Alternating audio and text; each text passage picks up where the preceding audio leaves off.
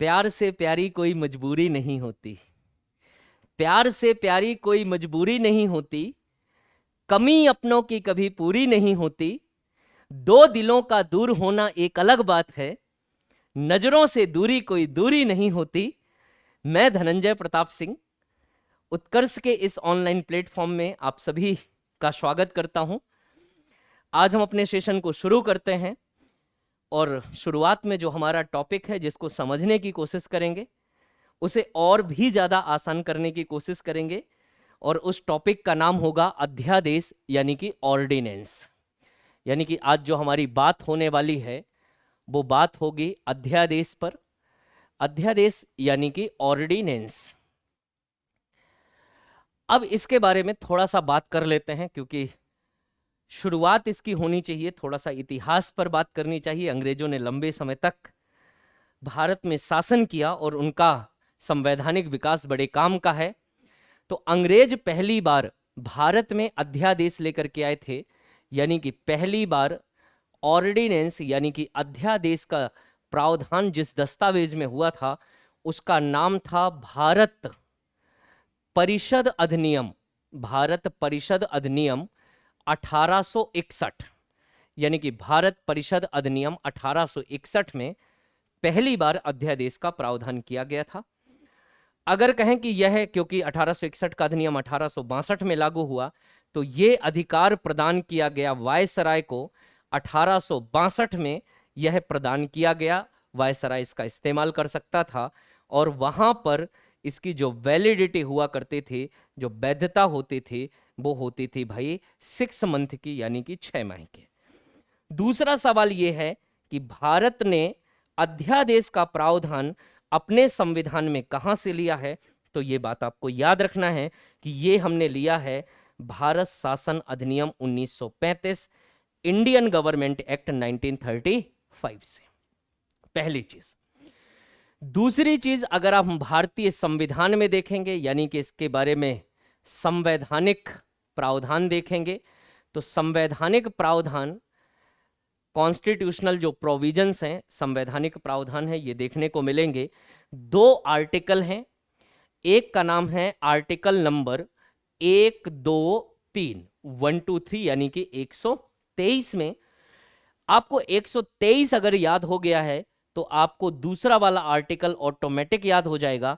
आप 1, 2 को 1 और 2 को इंटरचेंज कर दीजिए, उनको रिप्लेस कर दीजिए तो मिलता है हमको 213, यानी कि अध्यादेश का उल्लेख 2 अनुच्छेद में है, आर्टिकल 123 और 213 में।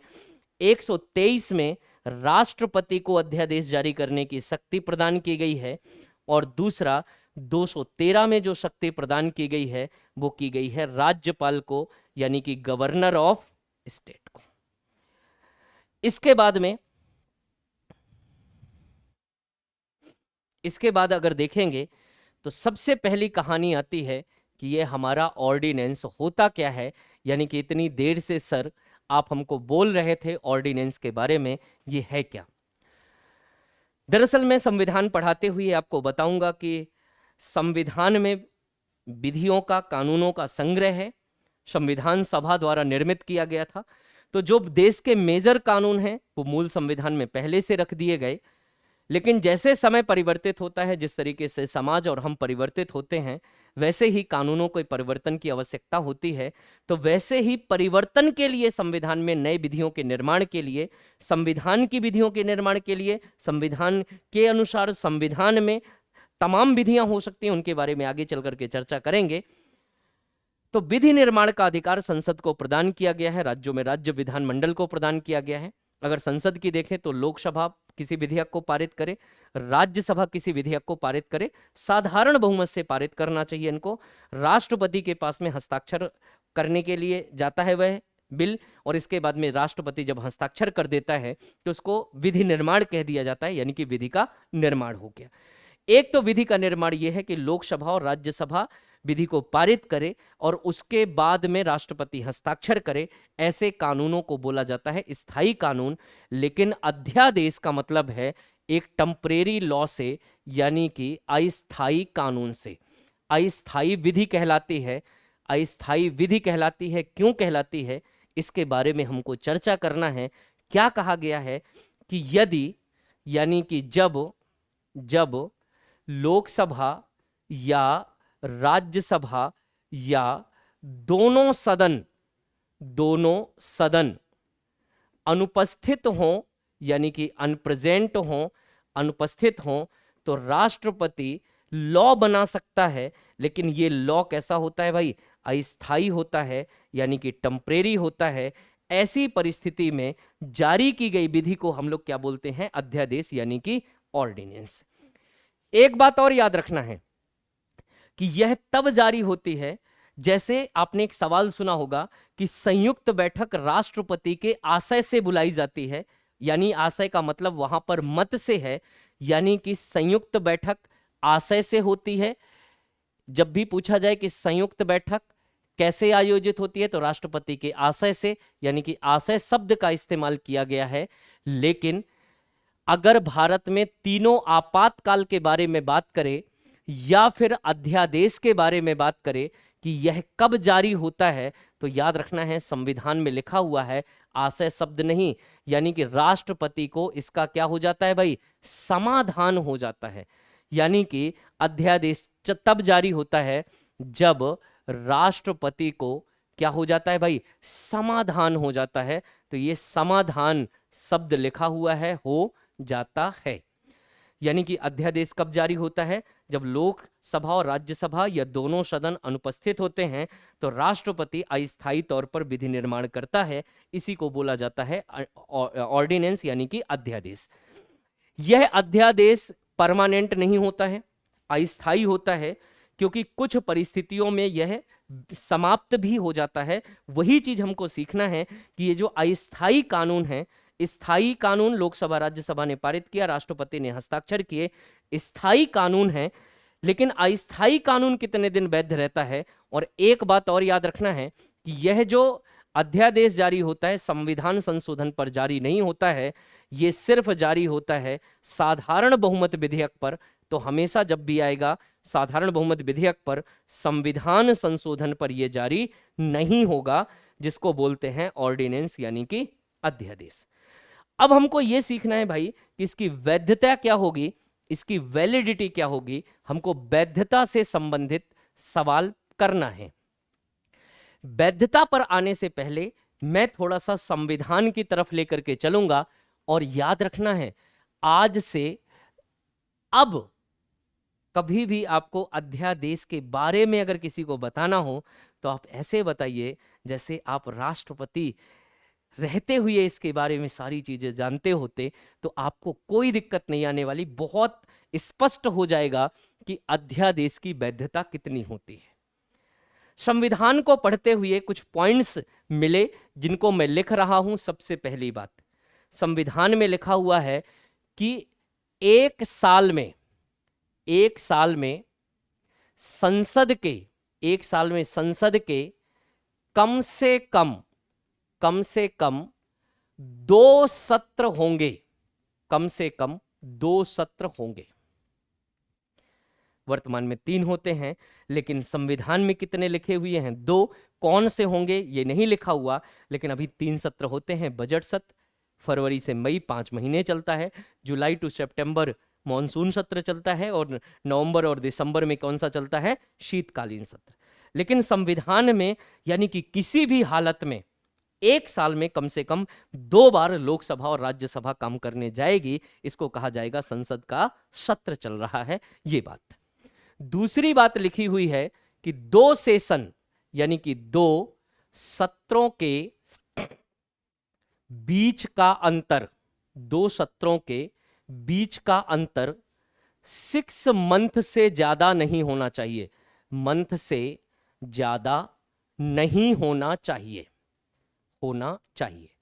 यानी कि 6 महीने से ज्यादा 2 सत्रों के बीच का अंतर नहीं होना चाहिए। यानी कि आज सत्र अगर सत्र अवसान हुआ है, राष्ट्रपति ने आर्टिकल 85 के अनुसार कर दिया है, तो अगले 6 महीने बाद यानी कि 6 महीने के भीतर भारत के राष्ट्रपति को आर्टिकल 85 के अनुसार ही आहूत करना यानी कि प्रोरोगेशन करना सदन का बहुत ज्यादा सत्र का जरूरी होगा। तो 6 महीने में सत्र क्या हो जाएगा? शुरू हो जाएगा। एक बात और है, ये जो लोकसभा राज्यसभा काम करने आती है, इसको भी संविधान में स्पष्ट कर दिया गया कि जब सत्र चलेगा तो ऐसा नहीं है कि एक दिन के लिए सत्र चला उसके बाद में सारे सांसद गायब हो गए, यानी कि कम से कम 6 सप्ताह यानी कि 42 दिन वहां बैठ करके क्या करना है भाई, काम करना है। यानी कि सत्र कम से कम 42 डेज यानी कि 6 सप्ताह चलेगा। ये कौन कहता है भाई, संविधान कहता है। तो अगर मैं देखूं कि सत्र यानी कि जो सेशन है, सेशन क्या हो गया भाई, समाप्त हो गया, सत्रावसान हो गया, डिजोल्यूशन हो गया। तो आज जैसे सत्र समाप्त हुआ, तो ये जो सत्र समाप्त हुआ, तो ये समाप्त के बाद में सत्र जो शुरू हुआ, ये शुरू होने के बीच में अधिकतम अंतर कितना हो सकता है भाई, 6 माह का सत्र शुरू हो गया। और यह भी संविधान कहता है 42 दिन चलेगा, यानी कि सत्र मान लेते हैं जो संविधान में दी गई कंडीशन है, यानी कि 6 वीक 6 सप्ताह भाई चला, यानी कि सत्र फिर से क्या हो गया, समाप्त हो गया। अभी हमने बात की थी कि अध्यादेश जब सत्र ना चल रहा हो, सत्र ना चल रहा हो तो अध्यादेश ला सकते हैं, अध्यादेश ला सकते हैं। यानी कि जब सत्र नहीं चल रहा है, जिस दिन समाप्त हुआ था उसी दिन आप ले आए ऑर्डिनेंस, यानी कि अब आपका आ गया ऑर्डिनेंस यानी कि अध्यादेश। जब सत्र नहीं चल रहा है तब तक ये क्या हुआ, वैलिड रहा भाई। लेकिन संविधान में एक बात और लिखी हुई है कि अगर सत्र में यह पारित हो गया तो स्थायी कानून हो जाएगा। लोकसभा राज्यसभा पारित कर दे, राष्ट्रपति हस्ताक्षर कर दे, क्या हो गया, परमानेंट कानून बन गया। लेकिन यदि सदन, यदि संसद पारित ना करे तो सत्र के साथ, सत्र की समाप्ति के साथ समाप्त हो जाएगा, समाप्त हो जाएगा। यानी कि यह सत्र जब स्टार्ट हुआ और 6 सप्ताह चला तब तक वैलिड रहा। इस पर सदन ने कोई विचार नहीं किया। जिस दिन सत्र समाप्त होगा उस दिन अध्यादेश भी क्या हो गया, समाप्त हो गया। अध्यादेश समाप्त, दूसरी बार फिर ले आइए, कोई दिक्कत नहीं है। लेकिन ये वैलिड रहा 6 महीने, 6 मंथ और ये 6 वीक। तो अध्यादेश की जो वैलिडिटी होती है वो 6 महीने और 6 सप्ताह की होती है भाई। अगर पूछे मिनिमम कितनी होती है तो भाई 6 महीने की। अगर पूछे सत्र शुरू होने वाला है और फिर अध्यादेश आया तो कितने वीक की, 6 वीक की। सत्र शुरू होने वाला है, 3 महीने सत्र चलेगा तो 3 महीने भाई, जब तक सत्र चलना है। कारण क्या है कि जब सत्र नहीं चल रहा है अध्यादेश ले आइए। अब अध्यादेश तब तक वैलिड रहेगा जब तक सत्र शुरू नहीं हुआ, और उसके बाद में जब सत्र शुरू हुआ और संसद ने पारित नहीं किया तो जब सत्र समाप्त होगा जितने भी अध्यादेश होंगे वो ऑटोमेटिक क्या हो जाएंगे, समाप्त हो जाएंगे। जैसे किसी ने कंडीशन दे दी कि भैया 4 महीने बाद सत्र शुरू होगा और 3 महीने चलेगा, तो 4 3 7 महीने वैलिड रहेगा। तो ये इसकी क्या हो जाएगी, वैलिडिटी हो जाएगी, यानी कि वैधता हो जाएगी।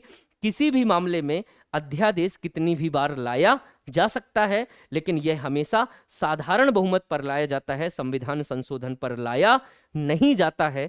और एक बात और याद रखना है कि अध्यादेश एक प्रकार की विधि है, और जिस समय उसको जारी किया गया था वह जितने भी काम करके जाएगा सारे के सारे वैलिड होंगे। बस ये है कि जैसे ही ये समाप्त हुआ तो उसके बाद वह लागू नहीं रहेगा, तो बाकी लोगों पर लागू नहीं रहेगा। लेकिन जब तक अध्यादेश के कानून विधियां लागू थी उसके आधार पर वो जो भी काम किए जाएंगे वो क्या माने जाएंगे, वैलिड माने जाएंगे।